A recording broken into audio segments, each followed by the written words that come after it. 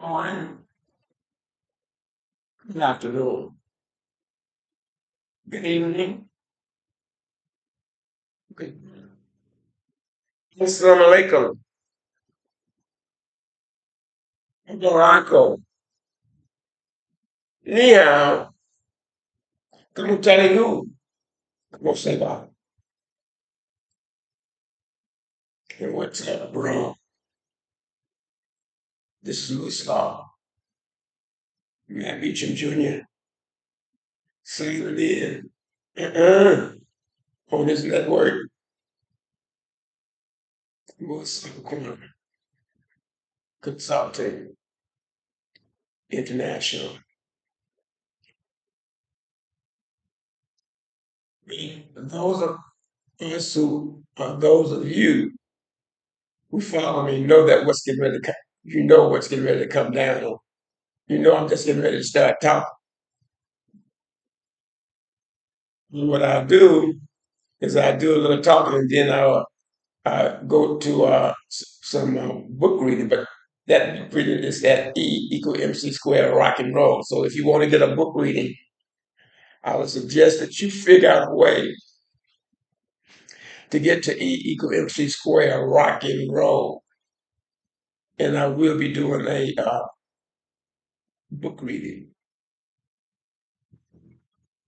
I'm really concerned with my theory of predestination. Let's talk and review it right now. God created everything. God created time. God created everything. God created events.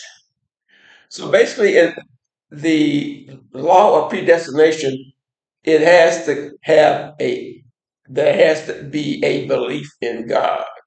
There has to be a belief. Well, see, the thing is, whether there is a belief or not, the reality is that there is a superpower greater than anything that exists.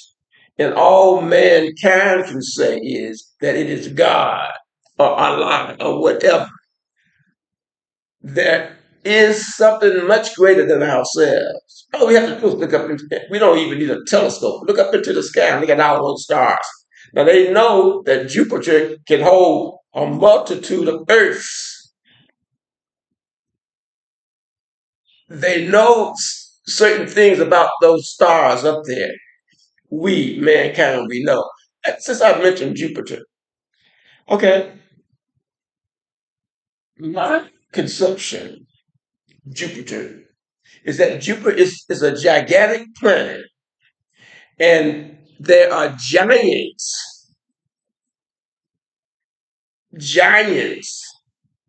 that walk on the planet Jupiter. Now, there's a different atmosphere. There's a different atmosphere on Jupiter, but then there's a different physics on Jupiter. And that which exists on Jupiter is particular to Jupiter, just like what is particular to Earth is particular to Earth. Let's just hold on to that thought, and we'll come back to this that thought at a later date. But let's get back to the theory of predestination. That basically we are saying that we are accepting that God is the creator of everything. He created time. He created, okay, anything that exists, no matter how tiny or how magnificent it is, God did it. Okay, God created events. God created time. We're only going to deal with those two variables, ENT, time and event. Okay, God creates time. That means He creates the future. That means He creates the past, present. Oh, there may be another dimension of time that none of us know about. But we do know that there's a future, there's a past, and there's a present. But maybe in our small intelligence, we can't see the other aspects of time. Everything is relative. Let's just hold on to that too. Everything is relative. But let's stay on E as a creation of God, which means events and time. God creates time. Okay. So if God creates time, then okay, here it is. He creates time. There is boom, time. But then his being the greatest of all creators, he creates everything. He creates the event. Boom, boom, boom. Here's time and here's the event. God created all of that. So every single event that exists, God created that event. And God that event in a time frame. E. E is event, T is time. So God creates the good, the bad, and the ugly. It is not for us to understand. We all come here the same way. We humans. Then consider everything else that exists. We can't really consider it because there's so much to consider. But to realize that there's all the things that exist in this universe, in other universes, all that we can imagine and more, God did it. God, okay. If God created everything, think of anything that exists. Think of any event that exists. Even once we accept the idea that of the theory of predestination, he is still creating. He has already created. He has already created before this finger moves to here. He created that event. Here, he created that event. And once we can understand that, then we will understand the law of predestination. So, okay, so we accept it. Okay, God, so what? So what? Well, I ponder on that issue. We have our ups and we have our downs. It may be emotional. It may be like personal. It may be physical. It may be philosophical. It may be social. But we all have our ups and downs. And then you say, wait, now, God he created all these things. And then you're feeling down. Yes, he created that. And, you try meditating. And then I think that okay, in Islam, we submit, we submit to God. What does it mean that we submit? God is the greatest, and we just and that we do not anything. We just the reality of existence. The Muslim submits to Allah. I'm not trying to promote Islam, or I'm not trying to promote any religion. Your religion is your religion. But since if we can, we don't have to accept it. But the reality is the reality, whether we accept it or not. God created time. God created time. God created everything that exists. God created. God created this event. God created that event. And God created every event that will come. All we have to do is look up into the sky. Look at the stars in the sky. We know that there are a bunch of stars up there. Some scientists say it's infinite. Some say it's a 100 million. If it's 100 million up there, up there. And if there's 100 million stars up there, and if we, the concept we have of a star, the star is the center of a solar system. If a star is the center of a solar system, that means there are other objects, planets, that interact with that star. Like, as we understand it, in our little universe, we have the sun, then we have Mercury, Jupiter, all those different planets, Pluto, Mars, Earth. That's our little universe. Our little universe. The sun. Our little universe. The universe is minute. Now, if we consider that our universe is minute, consider this. Each and every one of us, look at the infinitesimal minuteness that we are. Okay? So everything is predestined. No matter what you may say this or you may say that, but whatever is designed to happen, it's going to happen. Whether you say it or not, or whether you do it or not. If you do not do it, that was designed to be the action that you took. Or this, everything is predestination. Oh man, I didn't got to do nothing. That was that was designated for you to do nothing. If that is what you do, it's nothing we can do about predestination. All we can do for predestination is to accept it.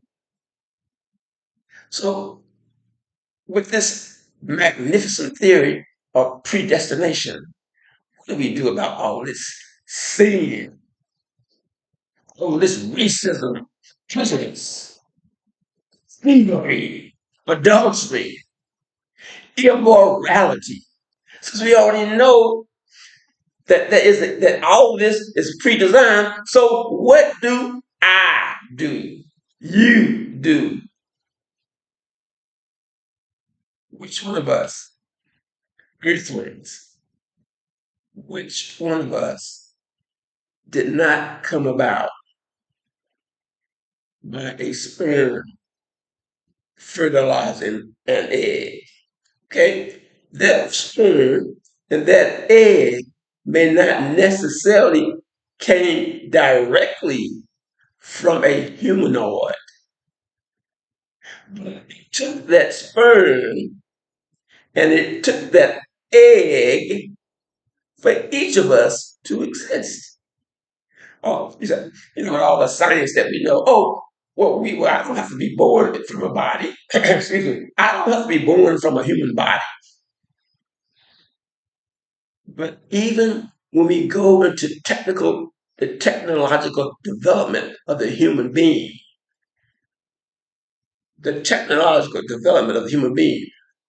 we need the sperm and we need the egg. You may put it in an artificial environment, but still, that interaction creates each of us. This is our world.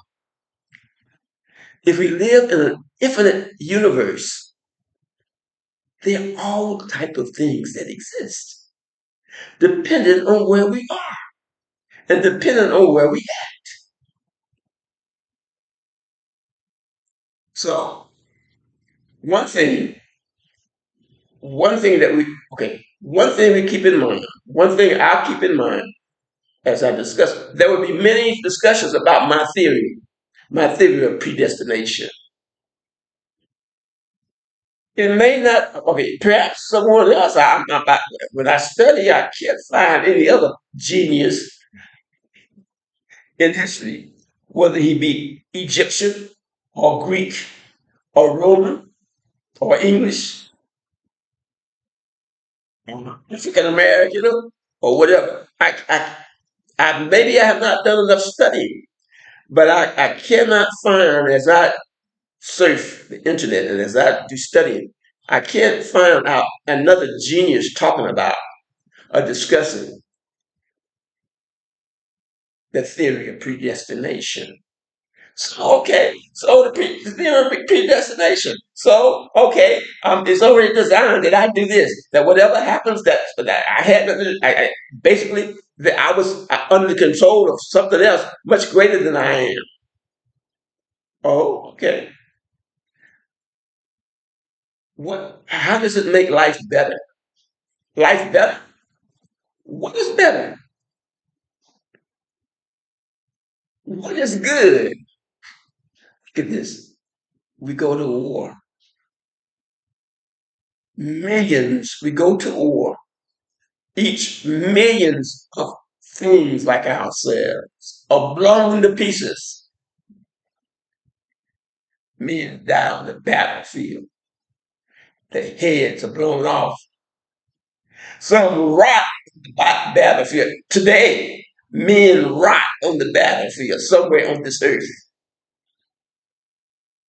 How is that man who has been shot in war and dies on the road and eaten by vultures? How is he different from each of us?